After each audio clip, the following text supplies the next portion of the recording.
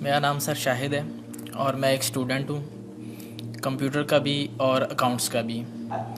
میں حال ہی میں یوں سمجھیے کہ قرآن پاک کی طرف رجوع کیا میں نے اور اس کو سمجھنے کی کوشش کر رہا ہوں، لیکن ایک عجیب سی بات یہ آ رہی ہے کہ اتنا زیادہ میٹر موجود ہے قرآن پاک کو سمجھنے کے لیے بھی کہ اس کے کوئی بنیادی اصول سمجھ میں نہیں آ رہے ہیں کہ انڈرسٹینڈنگ اس کو کیسے کرنی چاہیے، سٹیپ وائز کس طرح اس کو سمجھنا چاہیے، آیا کہ ناظرہ اس کو کرنا چاہیے، احادیث سے اس کو سمجھنا چاہیے یا کیسے؟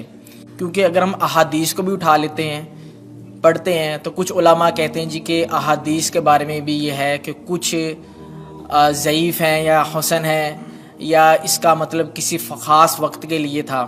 تو ایک عجیب سا مطلب کہ ذہن کے اندر ایک وہ تلاطم ہو جاتا ہے کہ آدمی کرے کیا کرے، کس طریقے سے اس کو مطلب کہ انڈرسٹینڈ کرنے کی کوشش کرے کہ وہ ایک سیدھی راہ کے اوپر آ جائے کہ اسے قرآن پاک کی بنیادی جو تعلیمات ہیں ان کے اوپر چل کے کم لیکن کامل علم کو حاصل کر سکے۔ قرآن مجید کی طرف آپ کا رجوع ہوا ہے، توجہ ہوئی ہے، اس کو اللہ کا بہت بڑا فضل اپنے اوپر سمجھیے، اور جب اللہ کا فضل ہو تو پھر اس کا شکر بھی ادا کرنا چاہیے اللہ کے جناب میں۔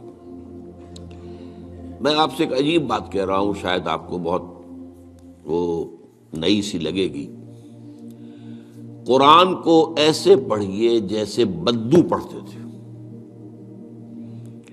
بدو نہ فلسفی تھے، نہ منطقی تھے، نہ سائنسدان تھے، نہ ابھی حدیثیں ان کے پاس تھی، نہ ابھی فقہ مرتب ہوئی تھی۔ وہ کیا تھا؟ عربی زبان، یہ ان کی اپنی تھی۔ تو شرط اول جو ہے قرآن مجید کو سمجھنے کے لیے وہ عربی زبان کا صرف و نحو صحیح جاننا یہ لازم ہے۔ پھر قرآن کے متن ہی کو اصل سمجھیے۔ البتہ یہ ہے کہ اس کو آپ سمجھیں کہ یہ پہلا مرحلہ ہے قرآن پر غور کا، قرآن پر فکر کا، قرآن پر سوچ کا۔ اس کے بعد اگلے مراحل بھی آئیں گے۔ اسی قرآن سے پھر قوانین جو ہے وہ اخذ ہونے ہیں۔ اچھا، اس میں بعض سے واقعات ایسے ہیں کہ جو تو ایک تاریخی حیثیت رکھتے ہیں، اب ان میں اس واقعے کے ضمن میں تفصیل میں کہیں کوئی اختلاف ہو گیا تو کوئی حرج واقع نہیں ہوتا۔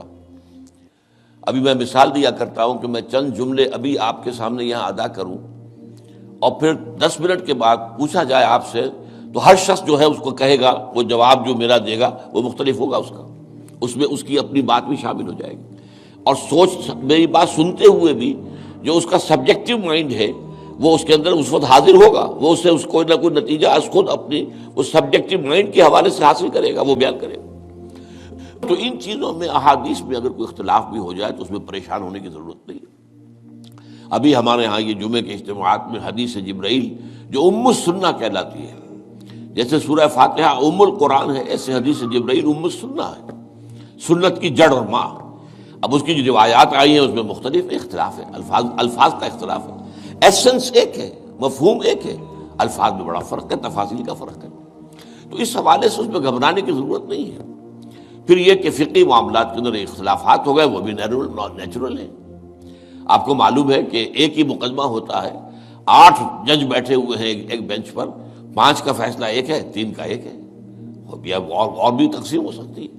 قانون وہی، اور یہ میں بات کر رہا ہوں سپریم کورٹ کی یا ہائی کورٹ کی، وہاں پہ تو ظاہر بات ہے وہ نئے بیانات نہیں لیے جاتے، وہ جو بھی فائل ہے وہ تو بہت پہلے سے تیار ہو چکی ہے، اس کے اوپر بحث ہوتی ہے، صرف اسی سے اخذ کیا جاتا ہے، مطلب ان کا وہی رہتا ہے، اس کے اندر تبدیلی نہیں ہو سکتی، اس موقع پر کوئی نئی گواہی نہیں آتی۔ تو اس اعتبار سے ان چیزوں پہ گھبرانے کی ضرورت نہیں ہے۔ البتہ